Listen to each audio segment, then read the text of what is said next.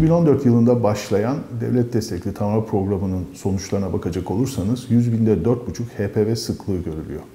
Peki hangi tip HPV'ler görülüyor diye baktığımızda, bunları alt alta sınıfladığımızda esasında dünyadakinden biraz ayrışıyor.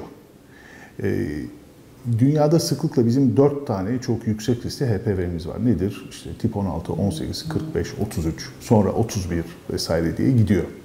Oysa Türkiye'de bu sıra gene en sık tip 16 görülüyor. Zaten tüm genital, HPV'ye bağlı anogenital kanserlerin en sık görülen etkeni tip 16, HPV tip 16 ve oldukça yüksek risk getiriyor zaten kadına. Ancak Türkiye'de baktığınızda en sık görülen tipler, tamam tip 16 birinci sırada, ancak daha sonra 51-31 geliyor. Örneğin tip 18 5. sırada yer alıyor.